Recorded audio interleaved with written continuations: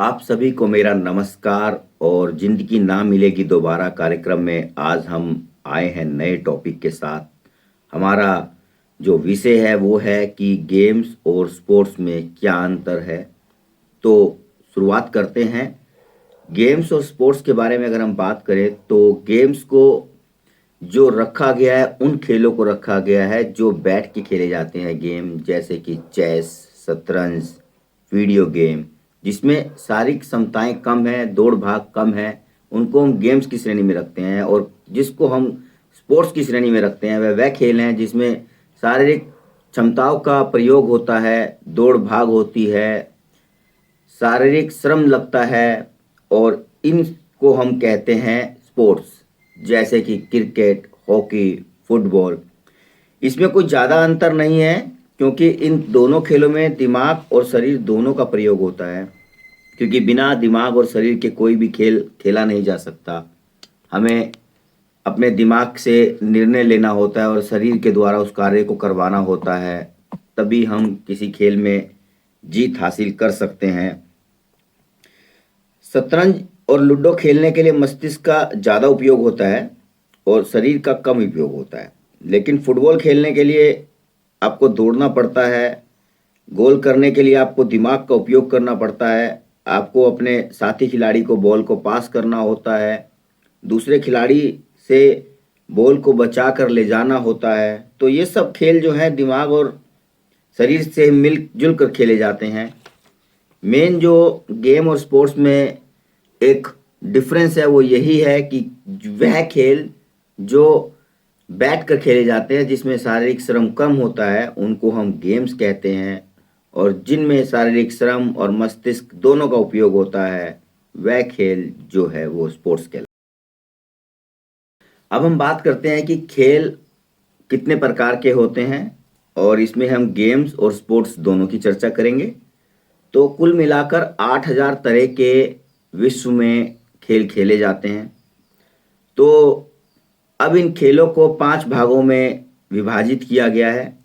सबसे पहले individual sports, उसके बाद टीम स्पोर्ट्स, तीसरे नंबर पे कॉम्बैट स्पोर्ट्स, चौथे नंबर पे रैकेट स्पोर्ट्स और पांचवें नंबर पे एडवांस स्पोर्ट्स। तो हम बात करते हैं सबसे पहले इंडिविजुअल स्पोर्ट्स की। वह खेल नाम से ही जैसे जाहिर हो रहा है, इंडिविजुअल मतलब अकेले अकेले खेले जाते हैं। अधिकतर इसमें एक खिलाड़ी दूसरे खिलाड़ी के साथ खेलता है।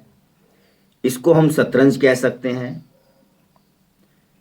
और लूडो भी खेलते हैं। तो इस प्रकार के जो इंडिविजुअल स्पोर्ट्स हैं, जैसे कि दौड़ना, 100 meter race, 200 meter race, 400 meter race, ये जितनी भी रेसिंग इवेंट है अकेला ही खिलाड़ी दौड़ता है। कूदना, थ्रो करना, तो ये सब इंडिविजुअल स्पोर्ट्स की श्रेणी में आते हैं। स्विमिंग भी इंडिविजुअल स्पोर्ट्स है। बॉक्सिंग में भी इंडिविजुअल स्पोर्ट्स को काउंट करते हैं हम। इसके बाद हम बात करते हैं टीम स्पोर्ट्स की, जिसमें एक टीम में खिलाड़ी निर्धारित होते हैं और वो मिलकर दूसरी टीम के साथ कंपटीशन में भाग लेते हैं। टीम स्पोर्ट्स में जैसे कि क्रिकेट 11 खिलाड़ी होते हैं, फुटबॉल 11 खिलाड़ी होते हैं, कबड्डी 7 खिलाड़ी होते हैं। तो यह खिलाड़ी एक टीम के रूप में खेलते हैं और सामने वाली विपक्षी टीम के साथ इनका मुकाबला होता है। इन सभी खेलों को हम टीम स्पोर्ट्स के नाम से जानते हैं। अगले अगर स्पोर्ट्स की हम बात करें, कॉम्बैट स्पोर्ट्स, इन खेलों में एक खिलाड़ी को दूसरे खिलाड़ी से भिड़ना होता है, अपनी शारीरिक क्षमताओं का दर्शाना होता है। आपको जब हम खेल का नाम बताएंगे तो आपको समझ में आ जाएगा, जैसे कि boxing, karate, taekwondo, wrestling, judo, martial art, kung fu.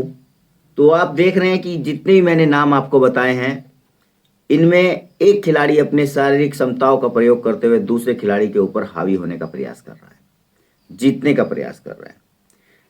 बात करते हैं नंबर 4 रैकेट स्पोर्ट्स की। जितने भी खेल रैकेट से खेले जाते हैं, जैसे कि बैडमिंटन, टेनिस, इनको हम रैकेट स्पोर्ट्स की श्रेणी में रखते हैं।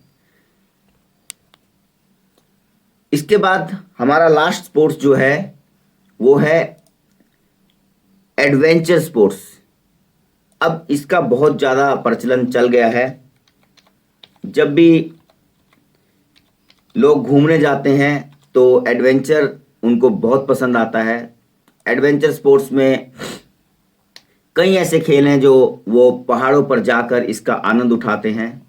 एडवेंचर स्पोर्ट्स की अगर हम बात करें तो इसमें पैराग्लाइडिंग है, माउंटेन बाइक है, माउंटेन राइडिंग है, आपका वाटर राफ्टिंग है।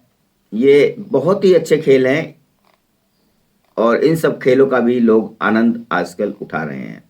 तो ये सब खेल जो हैं इनको इसी प्रकार हम विभाजित करते हैं। और अब हम बात करते हैं स्थानीय खेलों की। स्थानीय खेल जो है वो भी बहुत इम्पोर्टेंट है, क्योंकि हर जगह के अपने अलग अलग खेल हैं। इसको अंग्रेजी भाषा में इंडिजिनस एक्टिविटी के नाम से जाना जाता है। तो ये खेल भारत में जो खेले जाते हैं उसमें से प्रमुख खेल हैं लुका छुपी। एक खिलाड़ी अन्य खिलाड़ियों को ढूंढता है, सभी खिलाड़ी छुप जाते हैं। पकड़म पकड़ाई, एक खिलाड़ी सभी खिलाड़ियों को भाग के पकड़ता है, जो पकड़ा जाता है फिर उसको दूसरे खिलाड़ियों को पकड़ना होता है। इसमें चैन बनाकर भी बच्चे खेलते हैं। इसी प्रकार खो खो, कबड्डी।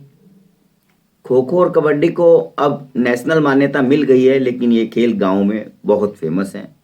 परंपरा के आधार पर आज भी खेले जाते हैं। पेड़ पे चढ़ के